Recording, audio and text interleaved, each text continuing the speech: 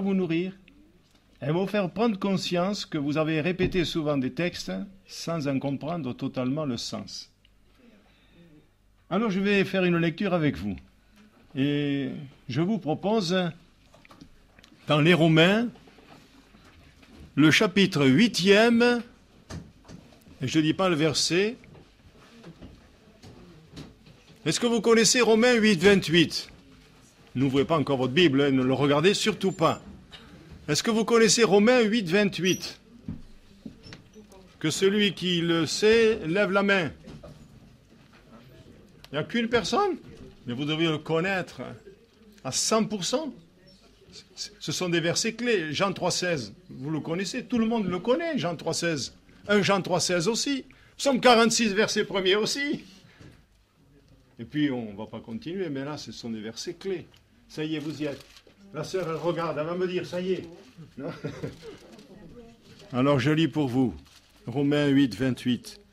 Nous savons du reste que toute chose concourt au bien de ceux qui aiment Dieu, de ceux qui sont appelés selon son dessein.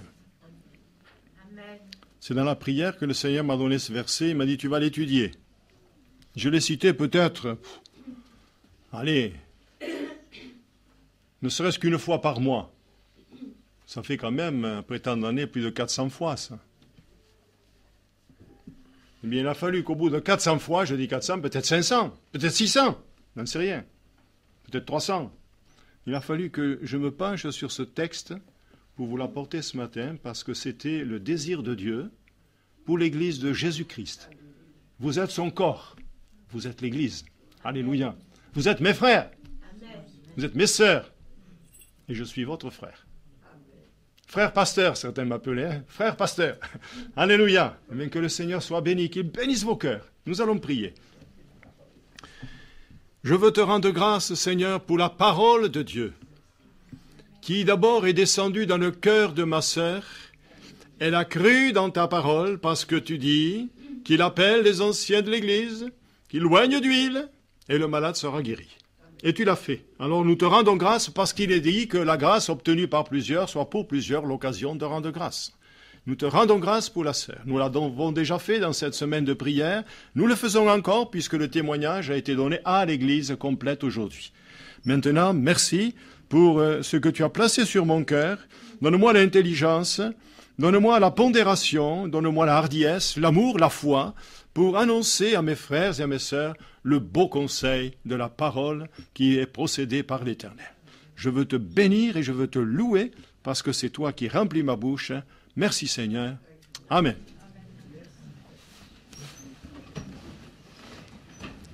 Gloire au Seigneur.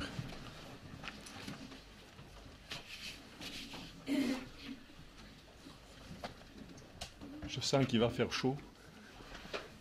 Alors il vaut mieux prendre des dispositions.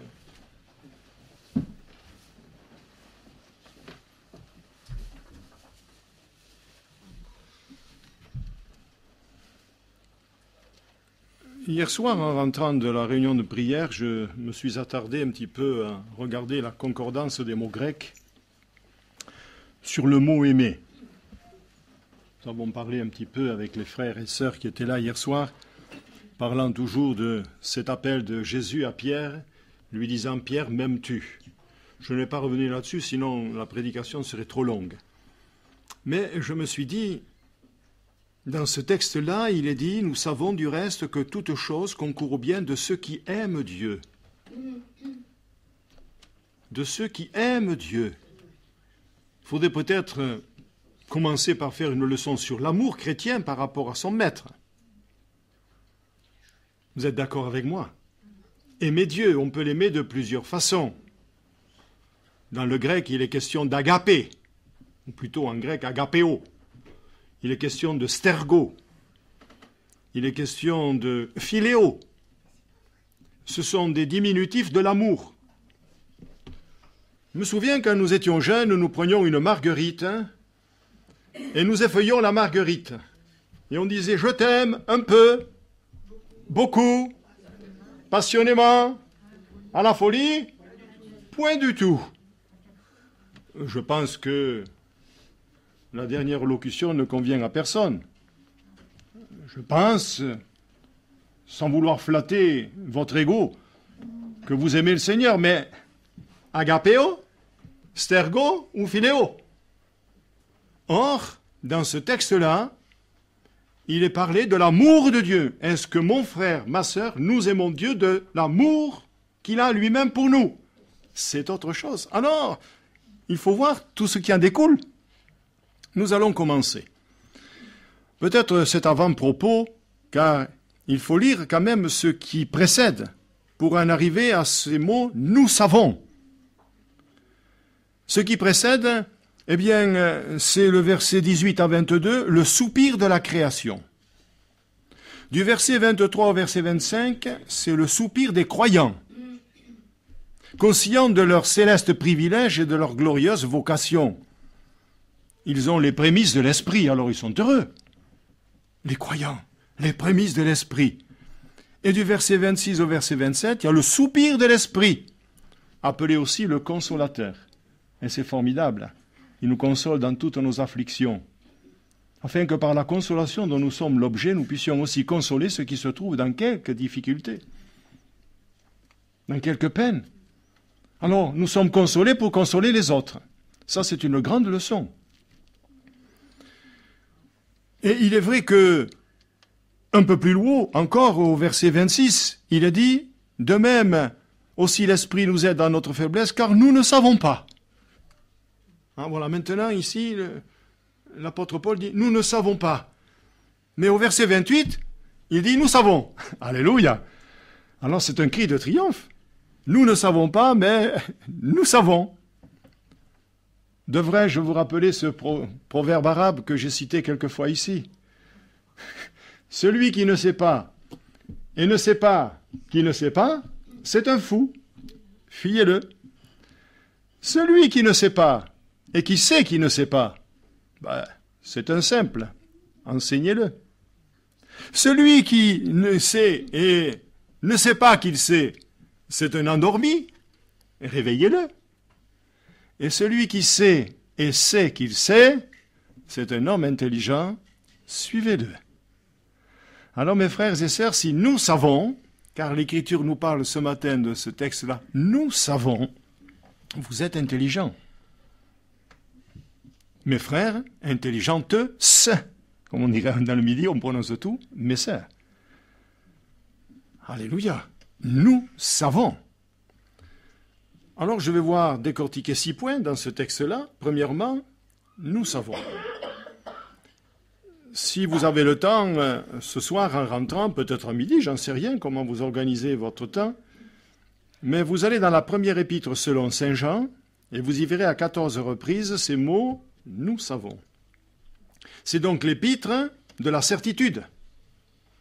Mais c'est beau d'avoir une certitude. C'est l'épître de l'assurance chrétienne.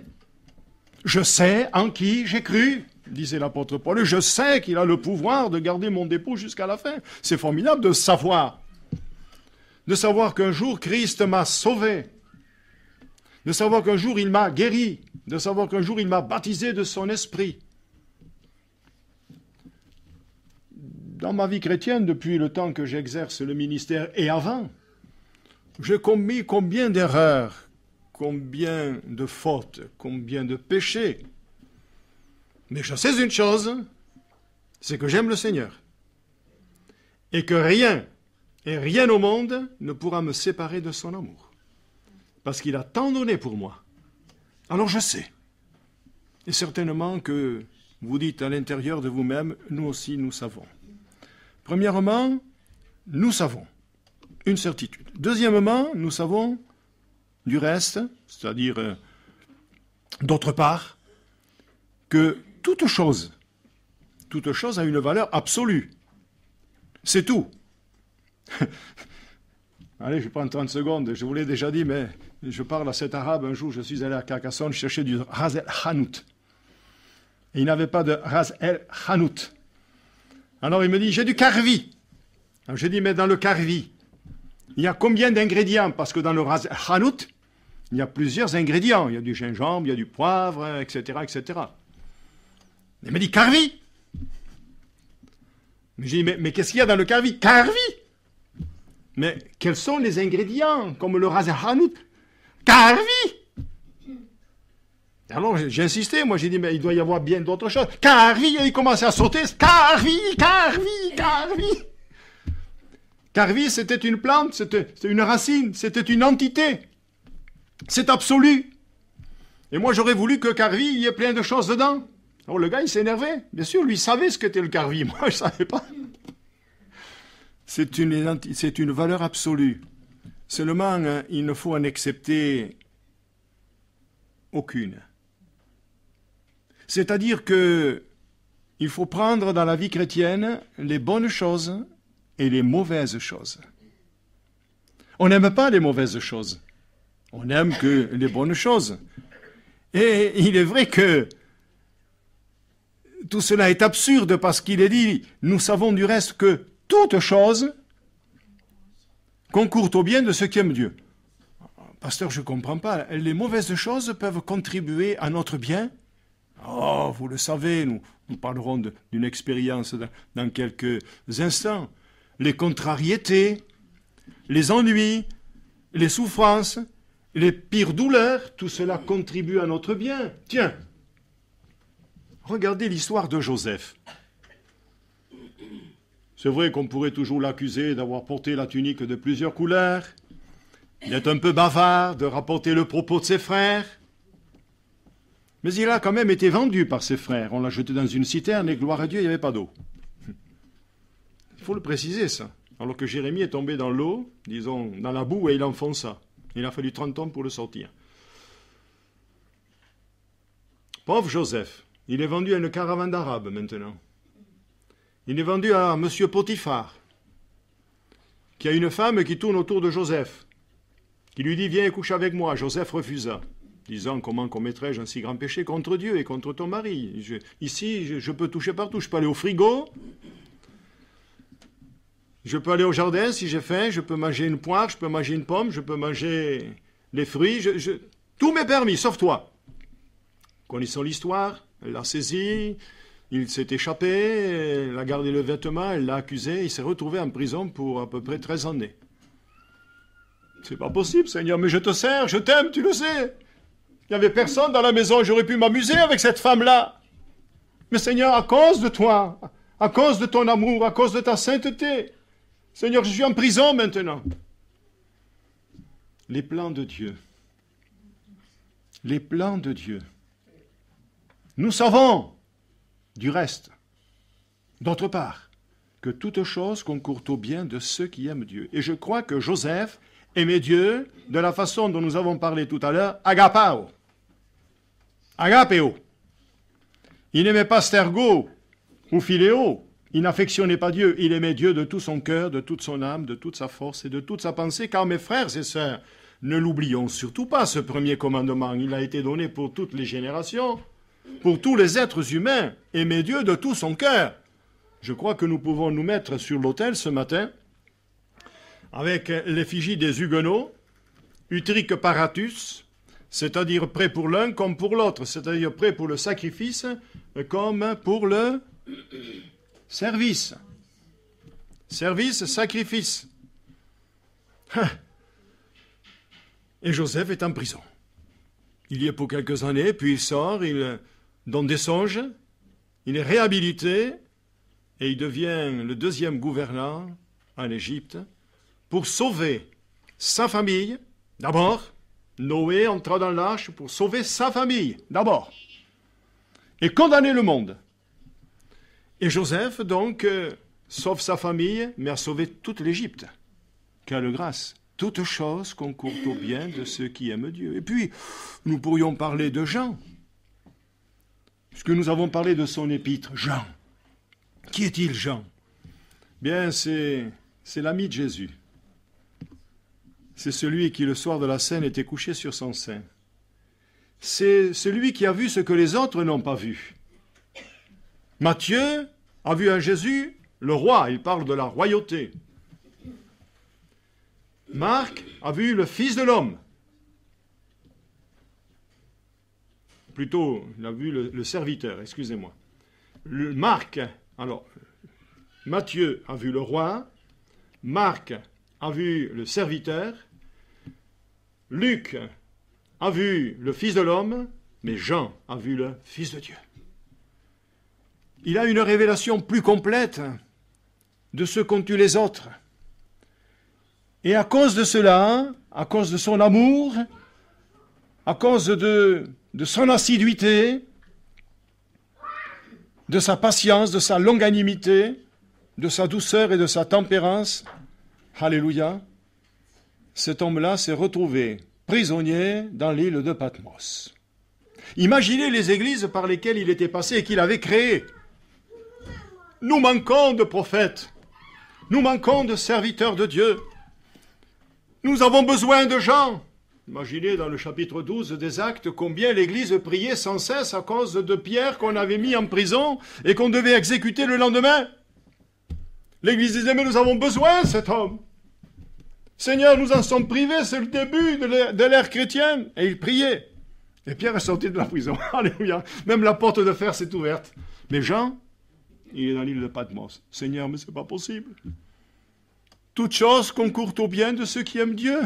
Vous allez me dire en quoi ça nous concerne? Me concerne, c'est que les églises ont été privées de cet homme, et lui a été privé des églises, mais il est devenu utile à toutes les églises de toutes les générations, parce que c'est là qu'il a eu la vision du livre de l'Apocalypse, qui en fait, c'est le livre de la révélation de Jésus-Christ.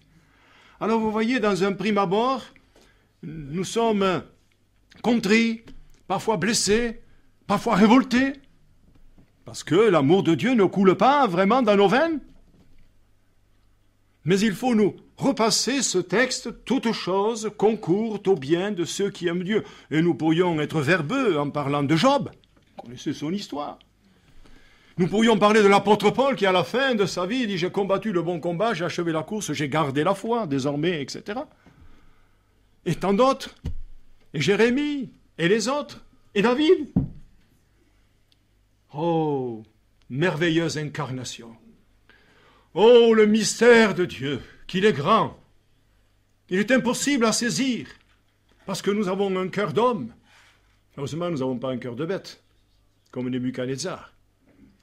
Mais heureusement que nous avons conscience, de temps à autre, que si nous sommes malades, il peut nous guérir, qu'il prend son temps, car notre temps à nous n'est pas le temps de Dieu. La sœur a eu des combats, mais la finalité, c'est toujours la parole de Dieu qui est exaucée. Alléluia.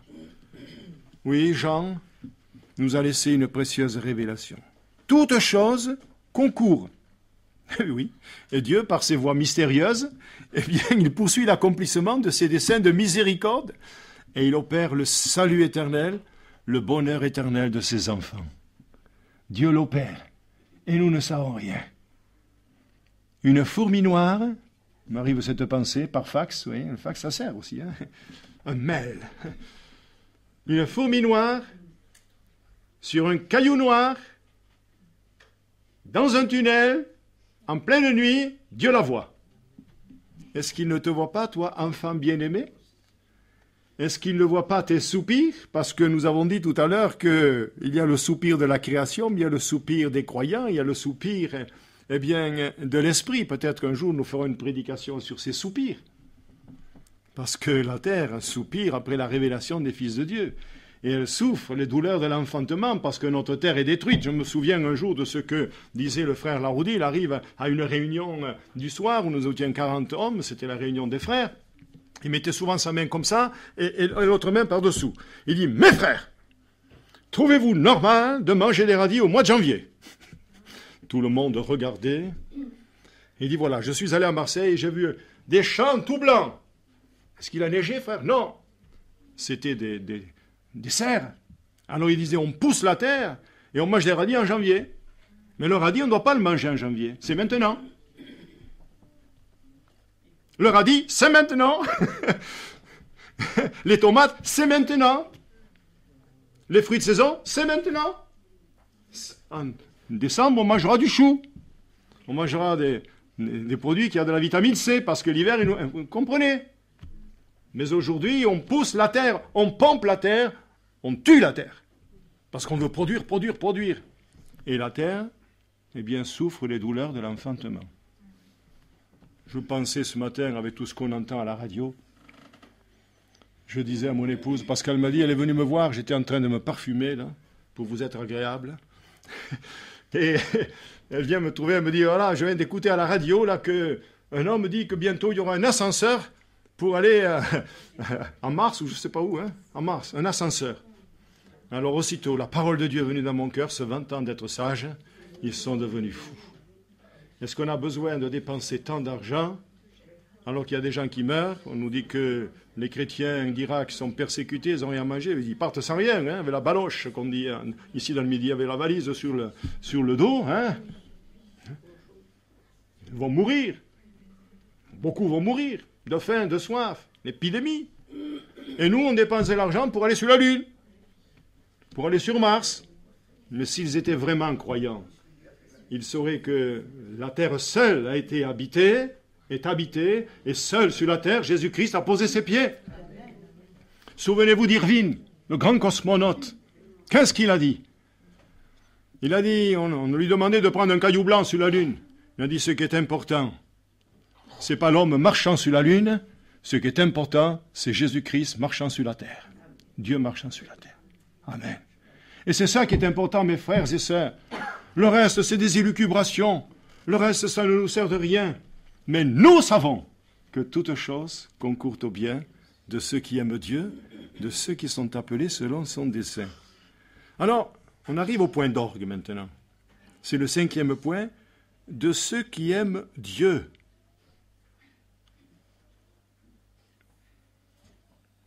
En tant que serviteur de Dieu,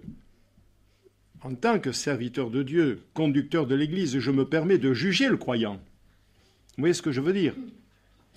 Non pas pour dénigrer, mais pour voir où en sont les brebis, car l'Écriture déclare « Connais bien chacune de tes brebis, donne des soins à tes troupeaux ». Une version originale dit « Connais bien leur face ». Quand on se regarde, on voit parfois de la tristesse dans les yeux. Les yeux, ça parle. Est-ce que vous le savez que ça parle, les yeux? Il y a des yeux qui rient, il y a des yeux qui pleurent. Et avec l'Esprit de Dieu, le serviteur de Dieu voit la brebis qui est malade. Il voit celle qui est boiteuse, celle qui souffre. Il a vu aussi des brebis galaises, mais elles sont vite parties, les brebis galaises. Parce qu'il n'y a pas besoin de faire grand-chose, vous savez, pour les brebis galaises. Il suffit de faire monter une prière au Dieu de la vie et lui s'occupe. Pour purifier son peuple. Parce que le jugement va commencer par la maison de Dieu. Il y a eu une prophétie cette semaine. Alors, mes frères et sœurs, moi je suis votre conducteur spirituel. Pour combien de temps, Dieu seul le sait. Mais je voudrais vous poser la question, comment, de quelle qualité, quelle est la teneur de votre amour pour le Seigneur? Agapao, ou agapeo, ou agapé en français, stergo, philéo. L'amour de Dieu, ou l'affection, l'amitié, parce que c'est aussi écrit dans le grec, l'amitié. C'est à nous peser. Moi, je sais à peu près où vous en êtes. Puisque quand même, depuis 28 ans, même si je ne pénètre pas dans le sanctuaire secret de l'homme, votre cœur, je sais tout de même où vous en êtes. Cela tire des larmes, parfois. Parce que moi, je vous aime, parce que le Seigneur vous aime. Je disais hier au téléphone, mais moi, je vous aime, Dieu vous aime. Ne perdez pas courage. Nous ne pouvons pas ne pas aimer, parce que nous avons été créés pour aimer. Et nous avons été créés pour adorer. Alléluia. Alors, toute chose concourt au bien de ceux qui aiment Dieu.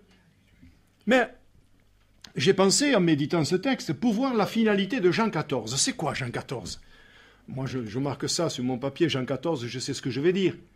Jean 14, c'est Jésus qui, au préalable, dit au verset 1er, « Croyez en Dieu, croyez en moi. » Si cela n'était pas, je vous l'aurais dit, mais il dit « Je vais vous préparer une place, afin que là où je suis, vous y soyez aussi. » Et si cela n'était pas, je vous l'aurais dit.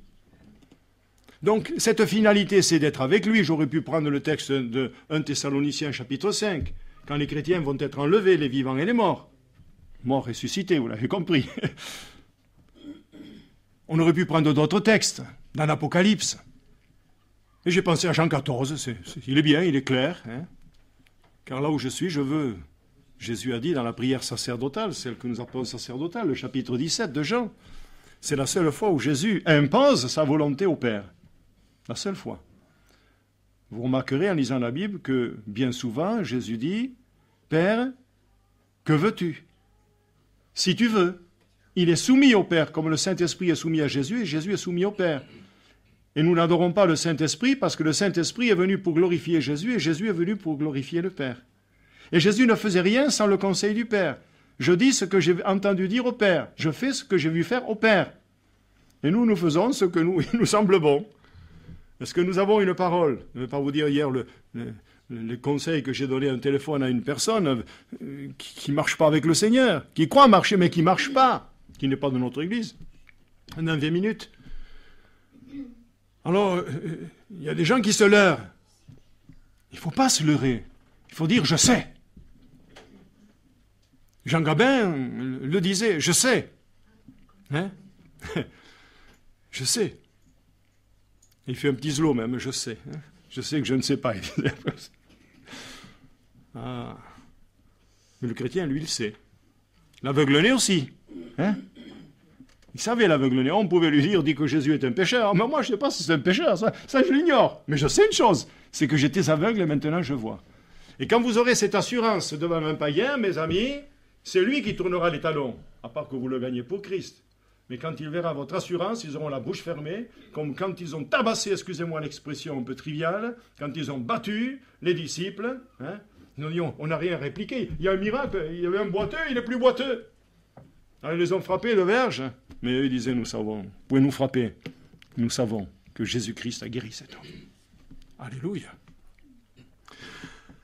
Alors, bien sûr que cette finalité de Jean 14, eh bien, pour y accéder, c'est-à-dire pour être toujours avec le Seigneur, il nous faut cette condition morale. Et quelle est la condition morale? Agapeo. Agapeo. Nous savons du reste que toute chose concourt bien de ceux qui aiment Dieu. Ceux qui ont cet amour-là, ils sont sûrs de partir au ciel. Alors ce matin, je dis, Seigneur, augmente notre amour, s'il te plaît. Fais-nous faire des expériences comme tu les veux. Positive ou négative à première vue, mais qu'elles servent à notre salut. Moi, je sais comment prier pour les gens de ma famille. Je dis, il faut qu'ils mangent du pain noir pour que leur âme soit sauvée. Souvent on dit béni, béni, béni, mais béni, oui, oui, on sait le dire ça, béni, oui, oui, oui, oui, béni, béni, béni. Non, non, pas béni. La bénédiction passe parfois par la souffrance. Et moi, je bénis le Seigneur devant vous, devant les anges déchus, devant les anges de Dieu, de toutes les épreuves qui sont tombées sur moi depuis que je suis né, parce qu'elles ont été mon salut. C'est Job qui disait cela, non? Mes souffrances sont devenues mon salut. Alléluia. Alors, la finalité, mais la finalité, eh bien, c'est d'aimer le Seigneur de tout son cœur, de toute son âme, de toute sa force, de toute sa pensée. Et alors, à ce moment-là, mes frères et sœurs, nous avons l'assurance que toute chose concourt au bien de ceux qui aiment Dieu.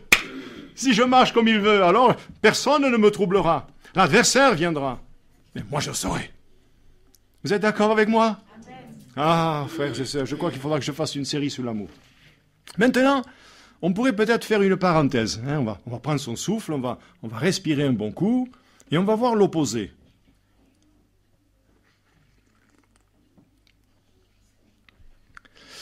C'est bon d'avoir quelque chose entre les oreilles, hein, pour méditer. Il a fallu que j'arrive à l'âge que j'ai, bon, je suis jeune, vous le savez, bon, mais à l'âge que j'ai pour méditer sur Romains 8, 28. Ça m'a fait du bien.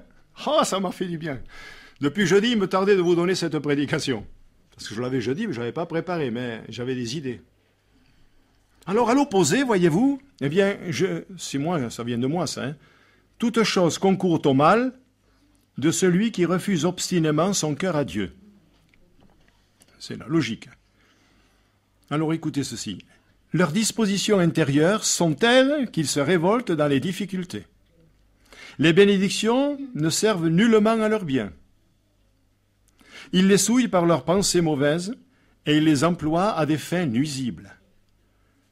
Tout ce qui peut leur arriver d'heureux ou de malheureux se transforme en mal. Un exemple, ou plusieurs exemples. Ils sont malades, ils blasphèment. Ils sont en bonne santé, ils s'en servent pour le mal. Ils n'ont pas d'argent, ils s'aigrissent. La fortune vient-elle leur sourire? Ils deviennent égoïstes et avares. Et nous pourrions continuer comme ça dans tous les domaines. Pourquoi? Bien parce que leur cœur n'est pas au Seigneur. Ce sont ceux que nous rencontrons tous les jours. C'est l'opposé. Ils ne peuvent pas aimer le Seigneur. Ils ne le connaissent pas d'ailleurs dans l'Épître aux Romains, au chapitre 14. Il dit, comment entendront-ils parler s'il n'y a personne qui prêche? Et comment y aura-t-il des prédicateurs s'ils ne sont pas envoyés selon qu'il est dit qu'ils sont beaux les souliers, etc., etc. Si nous ne parlons pas, mais c'est les pierres qui vont crier. Par la grâce de Dieu, nous avons pu ensemencer cette ville cette année, et qui au mois d'août, on fait ce qu'on peut.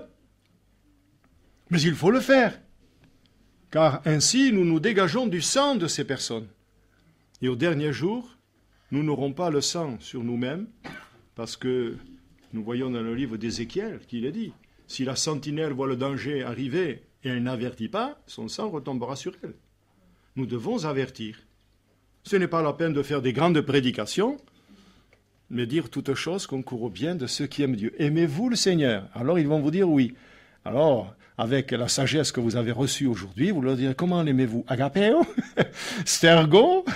De quelle façon? Vous n'irez pas parler du grec, mais vous leur direz comment l'aimez-vous?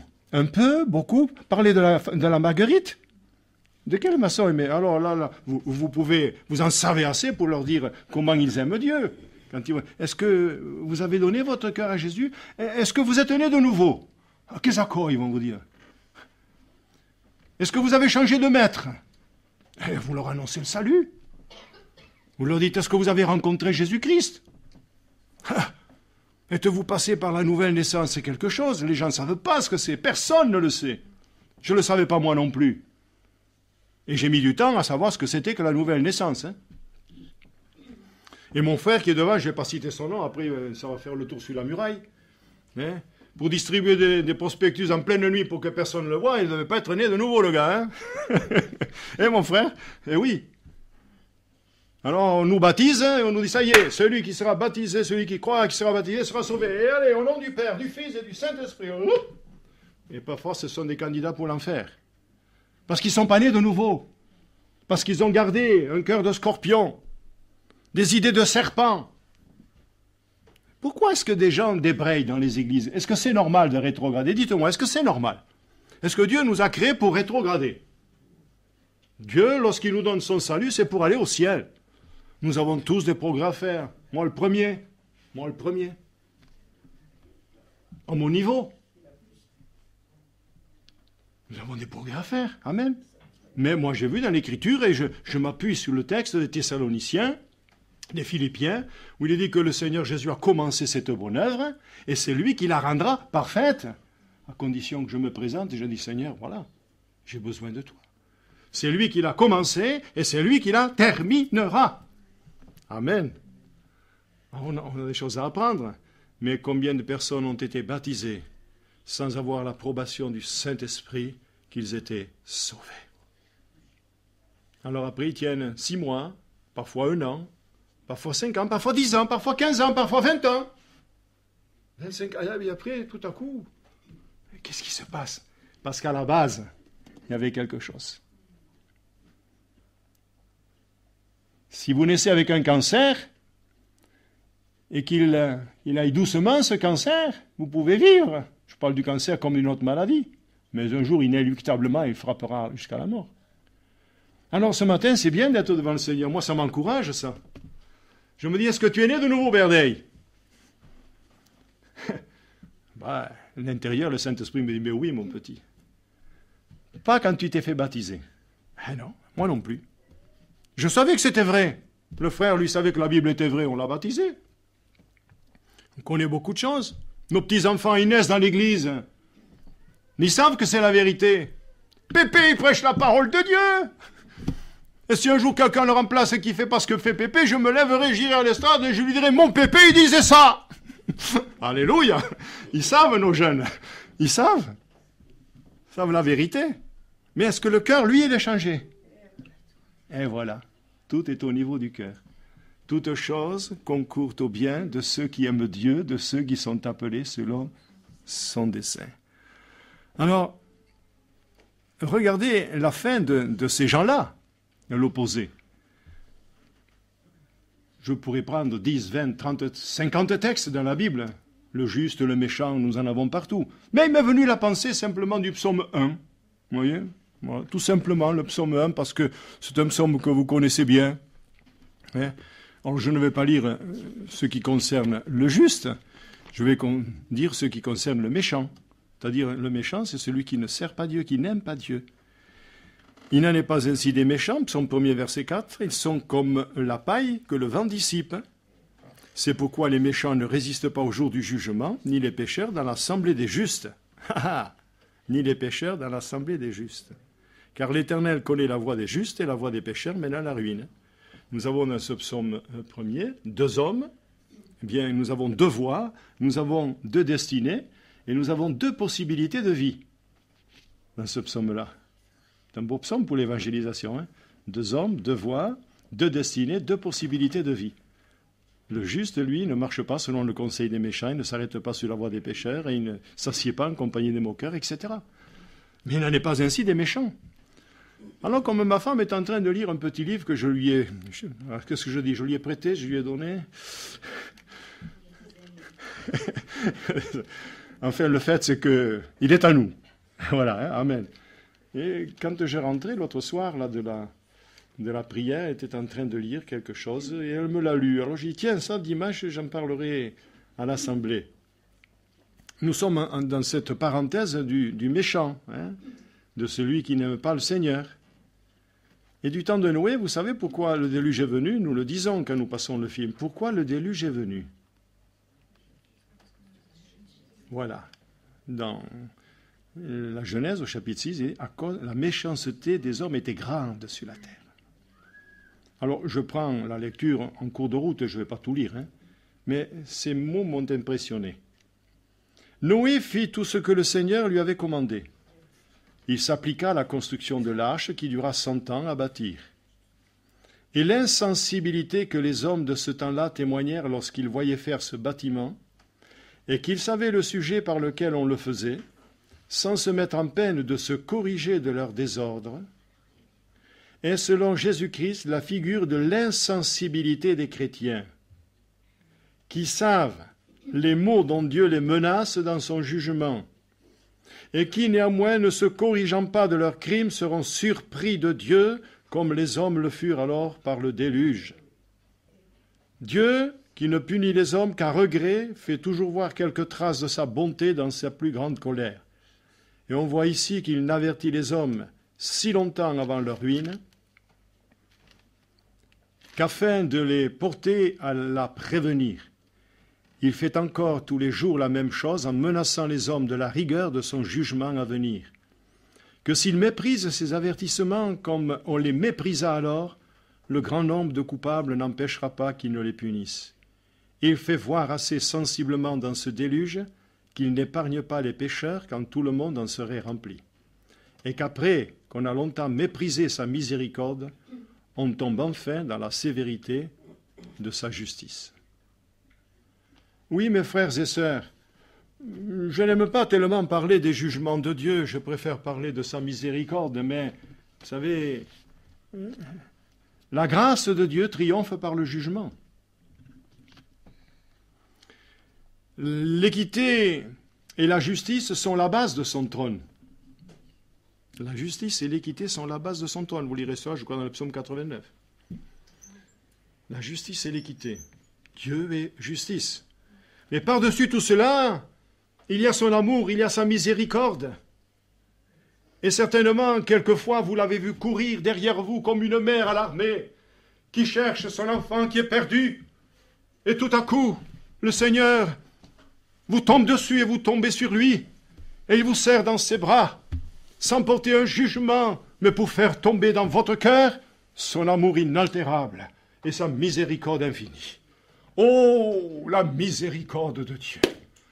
ô richesse infinie, ô amour sublime, il fallait que tu viennes et que tu sauves notre âme, afin que nous puissions t'aimer jusqu'au bout, afin que nous puissions avoir l'assurance dès aujourd'hui, maintenant et pour toujours, que toute chose concourt au bien de ceux qui aiment Dieu, de ceux qui sont appelés selon son dessein. Quelle mansuétude, quelle patience envers nous, pauvres pécheurs. Alors, est-ce que nous ne lui devons pas un plus grand amour? J'allais dire un petit peu d'amour. Non, un plus grand amour. Un amour agapao. Un amour sublime. En retour à son amour. L'amour appelle l'amour. Nous savons que l'amour triomphe de la mort. Il est plus fort que la mort. Alors vivons et vivons pour lui plaire. Sixièmement, c'est le dernier point, vous en avez assez. Toute chose concourt au bien de ceux qui aiment Dieu, de ceux qui sont appelés selon son dessein. De son dessein. Alléluia. La version Martin dit de ceux qui sont appelés par son propos arrêté. Par son propos arrêté. Vous savez que dans le ciel, il y a le gouvernement de Dieu. Nous voyons déjà dans le début de la Genèse, faisons l'homme à notre image. La divinité est là. Dans le livre de Job, on voit que le diable s'est présenté dans le gouvernement de Dieu. En quelle raison, me direz-vous, le diable se présente? Ben, parce qu'il est le représentant de la terre, elle lui a été donnée. Alors il vient et il réclame Job. Peut-être il vous a réclamé, peut-être il m'a réclamé, certainement, même plusieurs fois. Plusieurs fois. Mais si nous sommes cachés en lui, qui nous ravira de sa main? Qui nous ravira de sa main? Sera-ce le péril? Sera-ce l'épée? Sera-ce la difficulté? Sera-ce les guerres? Selon qu'il est écrit, dit Paul, chapitre 8, verset 32, on nous met à mort tous les jours comme des brebis destinées à la boucherie, mais dans toutes ces choses, nous sommes plus que vainqueurs par celui qui nous a aimés. Ni le péril, ni l'épée, alléluia, ni la tribulation, ni l'angoisse, ni la persécution, ni la faim, ni la nudité. Rien ne peut nous séparer de l'amour de Dieu manifesté en Jésus-Christ. Lisez-le, ce chapitre 8, du début jusqu'à la fin. Et alors vous allez faire des sauts de cabri. Parce que toute chose concourt au bien de ceux qui aiment Dieu. Alors nous disions de ceux qui sont appelés selon le dessein de Dieu. Oui, le dessein de Dieu dans le désordre apparent de ce monde. Nous savons qu'il est désordonné le monde, hein? Tout va mal. Mais le désordre apparent, parce que Dieu tient les rênes, ne l'oublions pas. Il y a un ordre dans ce désordre apparent. Il y a un plan divin qui se réalise. Ce plan qui est caché au monde incrédule est quand même révélé aux croyants dans ses grandes lignes. Car nous savons ce qui va se passer. Nous connaissons tout depuis la création jusqu'à la recréation, lorsque la terre sera détruite. Et dans les grandes lignes, le chrétien sait ce qui s'est passé et ce qui va se passer. Gloire à Dieu. Gloire à Dieu pour cela, parce que ces enfants ne sont pas dans la nuit. Ces enfants ne sont pas dans l'obscurité. Ils ne sont pas là avec des points d'interrogation un peu partout. Ils savent. Comme l'aveugle-né savait. Comme Job savait et disait, je sais que mon Rédempteur est vivant, alléluia, et lorsque je n'aurai plus de peau sur les os, je verrai Dieu, je le verrai et non ceux de notre, chapitre 19 de Job, alléluia. Et puis alors, nous avons l'apôtre Paul qui, dans son épître, dit, moi, je sais en qui j'ai cru. Hier, il y avait quelqu'un à la radio, vous savez, on n'a pas de télé, mais on a 2 radios, et quand on est à table, des fois on met France Inter, puis Europe 1, alors on a un peu les nouvelles de tout, hein. Et il y avait quelqu'un qui disait qu'il descendait du singe. Alors ma femme a pris la parole, tout à coup, elle a dit, toi peut-être, mais pas moi. Alléluia. Et c'est vrai, si des gens vous disent qu'ils descendent du singe, vous le dites, toi peut-être, mais pas moi. Amen. Parce que moi je descends de Dieu. C'est mon Créateur. C'est lui qui m'a formé, qui m'a tissé dans le sein de ma mère. Alléluia. Et je pense, voyez-vous, eh bien, en ce que j'ai eu dit maintes et maintes fois, Dieu ne se trompe jamais. Dieu ne fait jamais d'erreur. Il sait, il connaît les cœurs. Et lorsqu'en 1971, en décembre 1971, à Lézignan-Corbière, le Saint-Esprit est tombé sur moi, avec la prophétie de la sœur qui était derrière, qui me dit, avant que tu ne naisses, la préscience de Dieu. Dieu savait. Avant que tu ne naisses, je t'avais choisi pour me servir. Alors, j'ai accepté et j'étais heureux dans mon cœur, attendant des années pour que finalement, eh bien, le plan de Dieu se déroule en ma faveur. Alors je sais beaucoup de choses. Vous savez beaucoup de choses sur Jésus-Christ, n'est-ce pas? Vous savez beaucoup de choses avec les prédications. Mais est-ce que vous connaissez vraiment, est-ce que nous connaissons vraiment l'amour sublime du Seigneur qui s'est donné pour vous, pour nous? Qu'en retour, nous puissions l'aimer de l'amour agapé. Amen. Nous allons terminer. Je redis ce texte, il est important. Nous savons du reste, d'autre part, que toute chose concourt au bien de ceux qui aiment Dieu, de ceux qui sont appelés selon son dessein. Je n'ai pas lu volontairement la suite, je la lis maintenant pour conclure, car ceux qu'il a connus d'avance, il savait que je lui dirais oui. Il savait que vous lui direz oui pour venir à lui. Vous êtes ses enfants.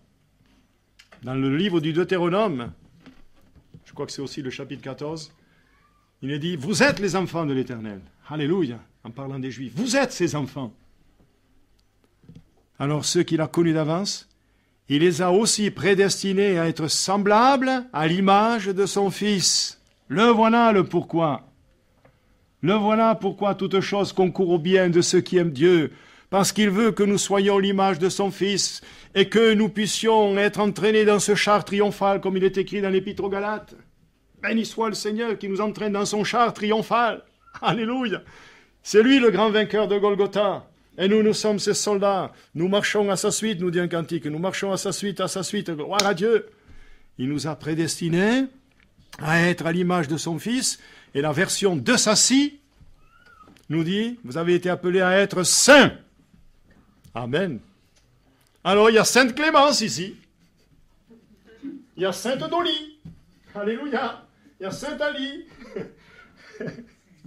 Il y a Saint André. Amen. Sainte Edija. Sainte Patricia, Sainte Myriam.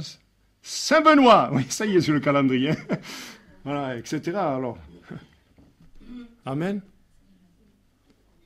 C'est pas l'apôtre Pierre qui a dit cela dans sa première épître? Oui. Car il est dit, vous serez saints, car je suis saint. C'est Dieu qui dit ça au Sinaï. Et je vous ai dit comment Dieu le disait au Sinaï et comme il le dit aujourd'hui. Sur le Sinaï, personne ne pouvait s'approcher du Sinaï. La montagne était tremblante. Le feu, le tonnerre, les éclairs. Et il dit à Moïse, qu'il ne nous parle pas le Seigneur, mais qu'il te le dise à toi, et toi tu nous rappelles ces paroles parce que nous sommes effrayés.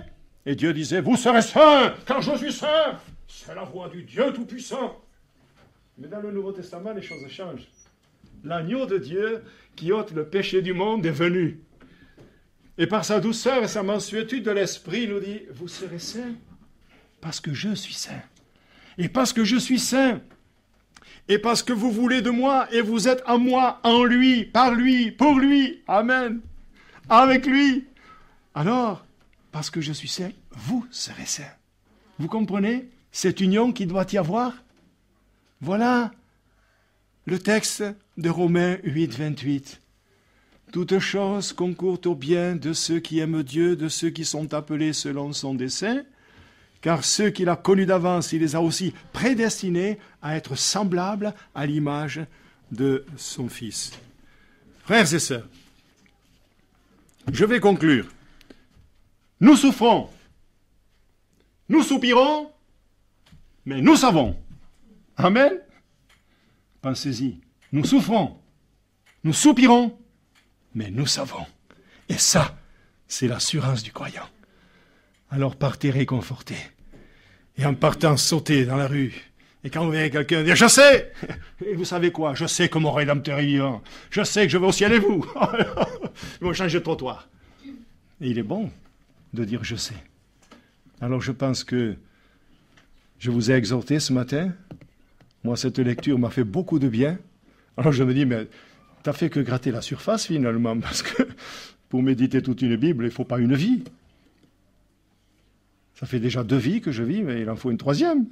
Mais la 3e, l'enseignement sera au ciel. Amen.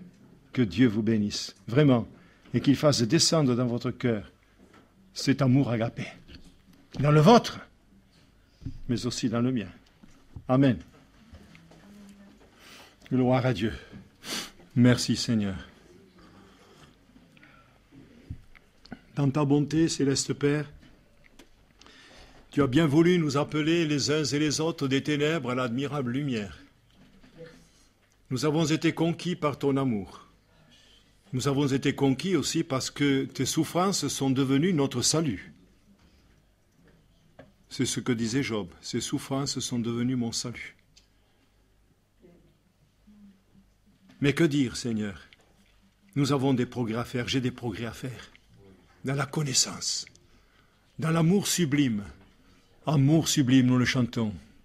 Amour sublime. Amour sublime. Immense charité. Quelle grâce que d'appartenir à ce Dieu-là, dans le chaos de ce monde, dans le désordre apparent de ce monde, dans la folie des hommes, meurtrière, guerre, bruit de guerre. Nous savons en qui nous avons cru. Et nous savons que tout cela est écrit parce qu'il dit quand ces choses arriveront, relevez votre tête. Redressez-vous, car votre délivrance est proche. Oui, Seigneur, nous pouvons, dès ce matin, affronter maintenant une nouvelle vie qui peut commencer ce matin avec cette parole qui a été expliquée, donnée. Toutes choses concourent au bien de ceux qui aiment Dieu, de ceux qui sont appelés selon son propos arrêté, son dessein éternel. Mon Dieu, accorde-nous cet amour agapé, s'il te plaît. Alors nous n'aurons pas de questions à nous poser lors de l'épreuve. Nous n'aurons plus de points d'interrogation. Nous saurons que tout concourt à notre bien. Je veux te bénir et te louer pour le peuple de Dieu, pour ces âmes que tu m'as confiées. Et je veux leur dire tout ce qui concerne leur salut, comme disait Paul dans les Actes des Apôtres. Je vous ai donné tout le conseil de Dieu, tout le conseil de Dieu, afin qu'ils soient heureux, Seigneur.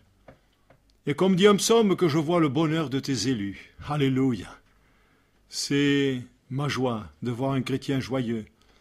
C'est ma peine de le savoir triste. Et c'est la tienne également. Alors ce matin, nous sommes là devant toi. Nous avons un privilège immense de savoir beaucoup de choses sur Jésus-Christ, sur ta parole. Que nous sachions également qu'au travers des difficultés, des peines, comme des joies, tu diriges le courant de notre vie. Mes destinées sont dans ta main. Louange à toi, Seigneur, pour tous ces versets, pour tous ces textes qui encouragent notre cœur et notre vie à aller un peu plus en avant avec toi et à porter du fruit, un fruit qui demeure, afin que le Père soit glorifié. Je t'adore et je m'incline devant toi. Au nom de Jésus. Amen.